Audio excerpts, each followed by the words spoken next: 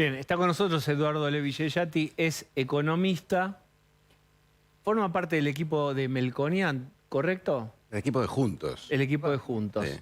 encabezado por Melconian. Sos médico, yo te muestro todos estos valores de análisis clínico, que son los dólares, nivel de reservas, todos los números de la economía. Señalá de todos los valores, ¿qué es lo que más te preocupa?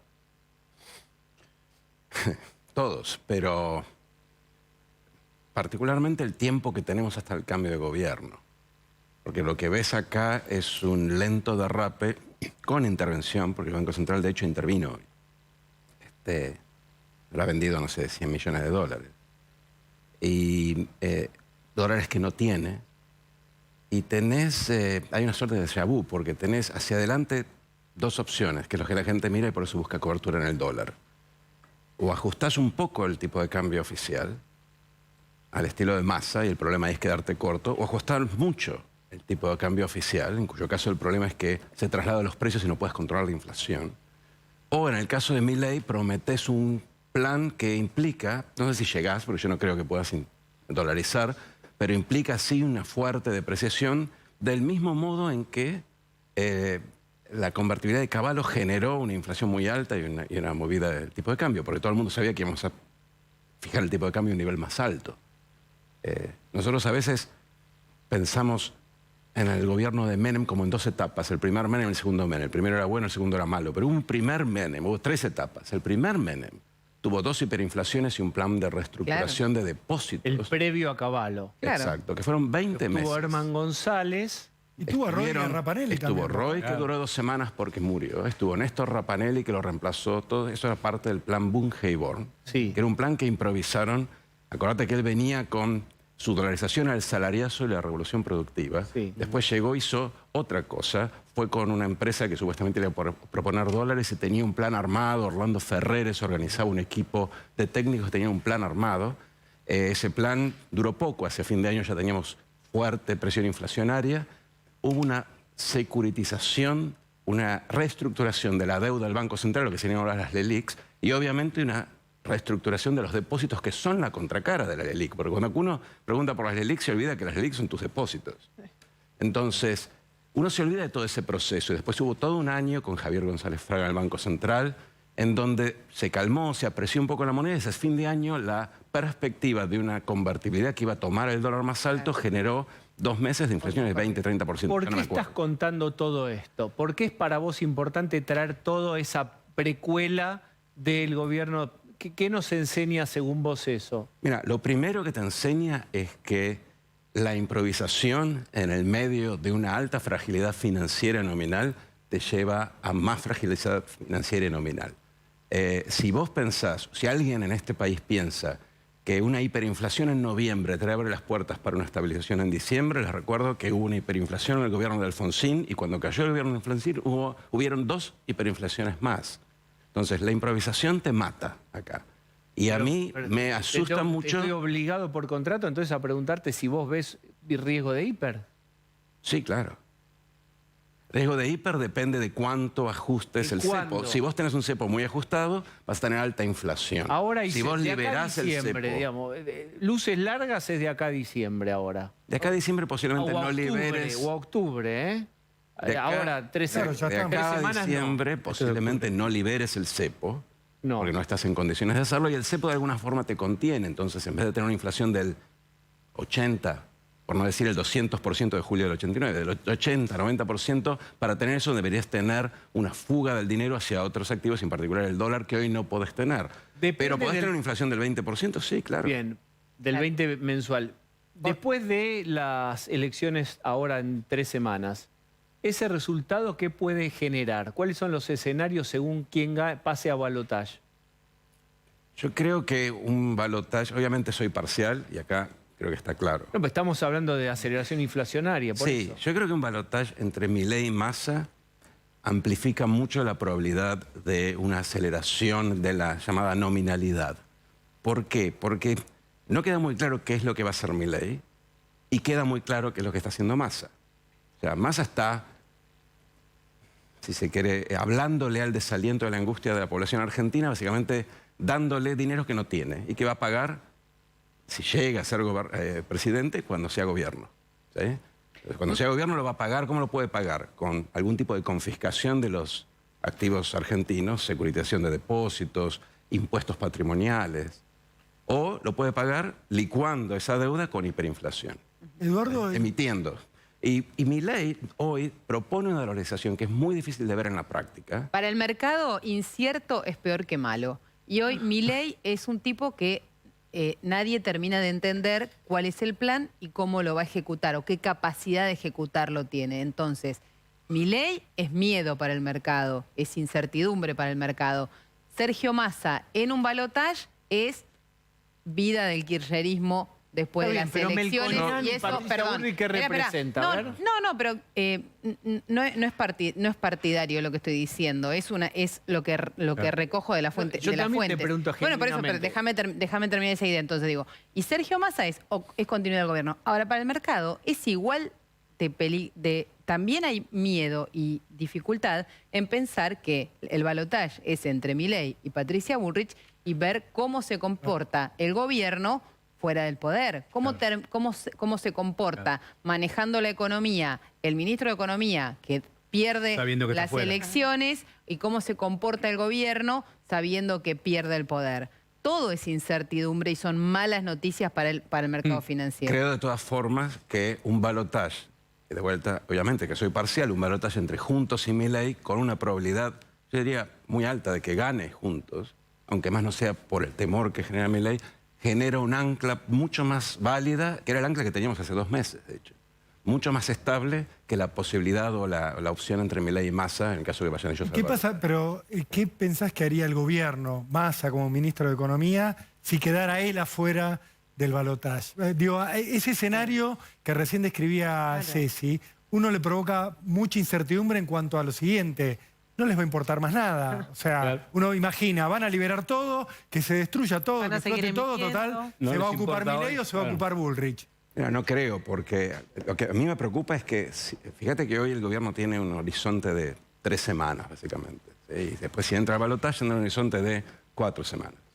Entonces, si entra en esas 4 semanas, va a hacer lo mismo que está haciendo ahora a una velocidad más acelerada. De hecho, va a sentir que le ha pagado, por más que después nadie sabe muy bien cuándo llega la cuenta.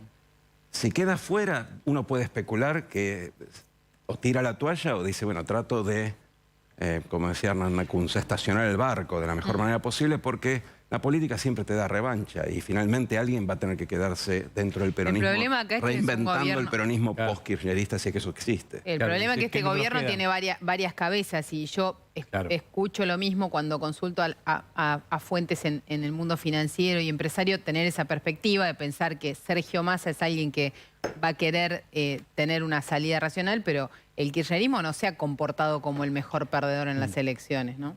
Sí, no sé cuánta incidencia tiene hoy o cuánta va a tener en 4 semanas antes del balotaje. Me preocupa más el hambre de jugarse a ganar la elección en esas 4 semanas cuando realmente ya no tenés ningún resto. ¿Sí? Realmente no tenés ningún resto, estás usando dólares que no sabemos. ¿Qué significa no tener ningún resto? Bueno, para empezar no tenés dólares para sostener ya no el tipo de cambio, la brecha que se está abriendo. Claro. No tenés financiamiento, el Banco Central es el que se está financiando. De hecho, cuando se habla de las LELIQs, de vuelta, las LELIQs son Banco Central, el Banco Comercial, tu banco toma tu depósito, se lo presta al Central a través de la LELIQ. Y el Banco Central se lo presta al Tesoro, se lo transfiere, no se lo presta. Entonces vos estás con tus depósitos financiando el Tesoro. Entonces el próximo gobierno tampoco tiene ningún resto en el momento que empiece. Sale sin resto, pero creo que si vos tenés un programa más o menos articulado con 4 o 5 frentes simultáneos de ataque, desde el fiscal hasta un programa monetario más o menos articulado que implica, sin duda, una reconfiguración de los precios relativos, eso puede generar rápidamente una sensación de calma y, si querés, una sensación de salida. Porque el escenario en Argentina es binario. Vos te das cuenta que hoy, así como estamos un año más, es muy difícil que estemos. O vamos para arriba o vamos para abajo. Nosotros estamos como en un puente levadizo y del otro lado el que sostiene es el próximo gobierno. Si nosotros vemos que el próximo gobierno hace así con el puente, tenemos mucha más presión cambiaria, inflacionaria, etc. Si el próximo gobierno lo ves estable y prometiendo algo que sean, por lo menos tenga avisos de viabilidad, bueno, entonces posiblemente la gente espere y de ahí sí el rebote puede darse de manera muy rápida. Esto es un poco técnico, pero Milei dice, somos nosotros los únicos que hablamos de qué vamos a hacer con las LELIQs, que ahí sí hay un verdadero problema en la economía. ¿Podés explicar qué implica esa pelota de LELIQs y cómo se puede bajar, reducir o qué riesgo tiene? Hace meses que venimos hablando de eso. Mira, es muy simple, lo que pasa es que es técnico, pero es muy simple. Las LELIQs son tus depósitos. Eso. ¿Sí? Tus depósitos o los depósitos de las empresas, el capital de trabajo de las empresas que se estacionan en un depósito en un banco o en un fondo mutual que a su vez invierte en depósitos de banco y en otros activos más cortos. ¿Sí? Entonces vos le prestás al banco, el banco le presta al Banco Central, el Banco Central le da la guita al Tesoro. Si vos querés manejar las LELIQs, tenés dos formas de hacerlo. Hay una forma que es gestionarlas. Un poco se licúan con la inflación, como viene siendo este gobierno. De hecho, por eso no explotan. Porque la tasa de interés es alta, pero ex post, como la inflación sube, no es tan alta. Es negativa. Reales. Es negativa en términos reales. Entonces, un poco se licúa con la inflación. Un poco la podés pagar, porque si el año que viene el Banco Central no gira su emisión, el Banco Central tiene una emisión pasiva. Vos tenés una inflación promedio en un año del 100%, no frenás la emisión. Si vos frenás toda la emisión, las tasas de interés van a niveles que fragilizan el sistema bancario. Eso no existe. Si vos tenés una inflación del 100% el año que viene, el Banco Central va a emitir. Y esa emisión puede usarse para cancelar parte de esas LELIQ. Entonces las cancelás no inflacionariamente, simplemente emitís pasivamente para correr detrás, un poco detrás, a la inflación y cancelas parte. Y el resto las tenés ahí, las refinanciás. Y eso sería evitar un plan Bonex, evitar el default. Lo que proponen los asesores de Milei, porque Milei no ha sido claro, pero los asesores han sido un poco más claros, creo que se parece mucho a lo que pasó en el 89-90. Hiperinflación más un plan Bonex. Lucía. De este dólar blue de 810, ¿cuánto crees que puede seguir aumentando de acá al 22 de octubre? ¿Qué número hay que esperar? Depende de la inflación. O sea, lo que pero a este ritmo y con estos números que tenemos. A ver, no, hoy. pensémoslo de esta forma. Suponete que la inflación fuera cero, es decir, al precios de hoy, ¿cuánto puede llegar a aumentar la brecha? Hoy hay muchas brechas, pero ponen entre 120 y 150, dependiendo del tipo de cambio que mires. Se puede ir a 200. Se puede ir a 200 la brecha. Depende mucho de cuántos dólares que no tiene, es decir, cuántos dólares Estás hablando prestados. Quiero decir esto Sí. porque por ahí con intención no quiere ponerle un número, pero está hablando de un blue blue de arriba de 1.000 pesos. Claro. Sí, ¿te sorprende? No, para nada. Para nada. No, me voy peor, nada A mí me más. preocupa, pero hay que decir las cosas como son, porque no podemos claro. seguir jugando en la cubierta del Eduardo, Titanic. cuanto más suba el blue, más difícil es pensar en una dolarización. Más impracticable es lo que propone Milei con un blue. No. O al contrario. No, el problema de la dolarización de Milei, más allá de si sea buena o no, es que no importa cuánto licúes todo lo que tenés que comprar, igual necesitas tener una suma positiva de dólares. Y hoy no la tenés. Y lo que proponen algunos asesores de Milei, que es tomar la deuda argentina, la deuda del Tesoro argentino que está en el Banco Central, la deuda, te aclaro que hoy el riesgo país creo que debe estar en 2.650, sigue subiendo. Esa deuda que vale muy poco, pensar que uno puede ponerla en un fondo y contra ese fondo pedir prestado, que alguien me preste contra un fondo garantizado con estos papeles que nadie quiere, eso simplemente es irracional. Entonces, no va a ocurrir porque no tenés los dólares. Después podemos discutir si eso te ayuda o no a la inflación, pero la verdad es que si es algo que no va a ocurrir, a mí lo que me genera mucha ansiedad es que no estemos discutiendo lo que sí va a ocurrir. Pero espera, porque ahí el argumento de Milei es cuando empiecen las reformas de primera, segunda generación, etcétera, y se vea que hay un plan consistente y el déficit baja, eso va a dar confianza para que nos presten y podamos dolarizar.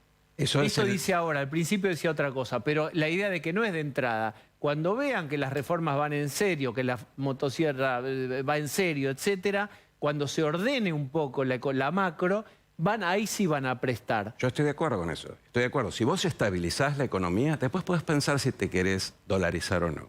Pero primero tenés que estabilizar. Estando en esta situación que acabamos de describir... El programa de juntos. Claro, lo que a mí me interesa más que nada ahora es qué es lo que voy a hacer en diciembre. Ahora, si vos me decís lo estabilizaste, el año que viene estamos tranquilos, como estábamos a fin del 2002. Acordate que a principios del 2002 todos pedían dolarizar. Carlos Menem, el cuarto Menem, hizo campaña con la dolarización durante todo un año. A fin de año teníamos inflación del 3% anual. ya nadie hablaba de dolarización. Tanto fue así que Menem cambió su equipo dolarizador y lo invitó a Melconian. Porque no sé si se acuerdan, pero Melconian era el ministro de Menem durante la campaña en el balotaje, que duró poco porque se bajó. Lo que quiero decir es, discutámosla cuando estabilicemos, no tengo ningún problema, pero a mí lo que me interesa ahora es cómo no seguir cavando este pozo, ¿sí? Cómo salir de este pozo en diciembre. Muy bien. Eduardo, muchas gracias. A vos.